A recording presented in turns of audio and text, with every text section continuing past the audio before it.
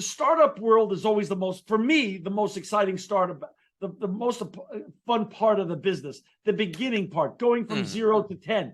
10 to 100 is a whole different business, because then you're not just making. In the beginning, you're making, you're creating, you're innovating. That 0 to 10 is the innovation part, is the making part.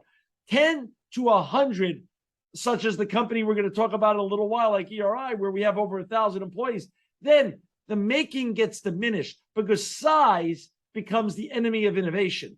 Now then you become a manager. Now you have to manage the minutia, manage the problems. And the real discipline in terms of staying as an innovator, staying as a creator, staying as an entrepreneur that could really scale a company, is the discipline to minimize the managing part without losing the enterprise and focusing still on the innovating and the making.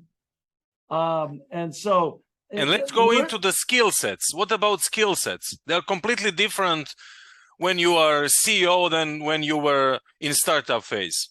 Yeah, it's always different, because startup phase, everyone is everyone is a CEO and everyone is the janitor. So you're just doing whatever it takes to make the enterprise success. Live the next day. You got to live to the next day to continue to advance. Survive and advance is really the motive. And when we started making a profit at financialaid.com, we knew we were onto something. We knew we were onto something big.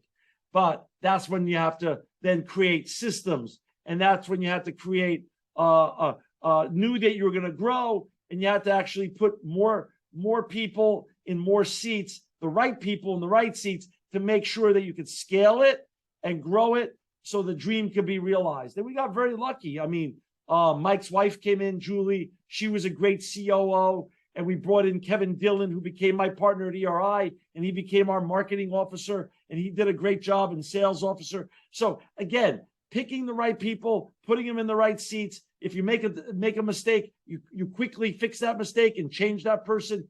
That's part of that whole startup life. And that's the most exciting part. The first, anywhere from 1 year to 5 years, to me, is the most fun. When you then scale the enterprise and you have to go to the next level, that's when things become even more challenging and more interesting. So you're always learning.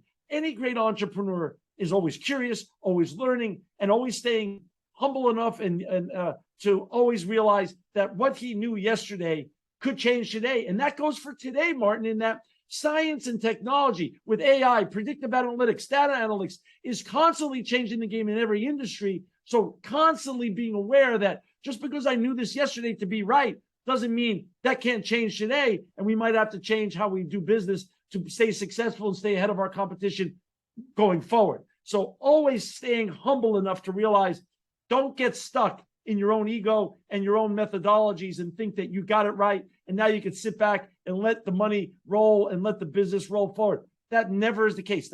That's the beginning of the end for any great entrepreneur or entrepreneur who thought they were great.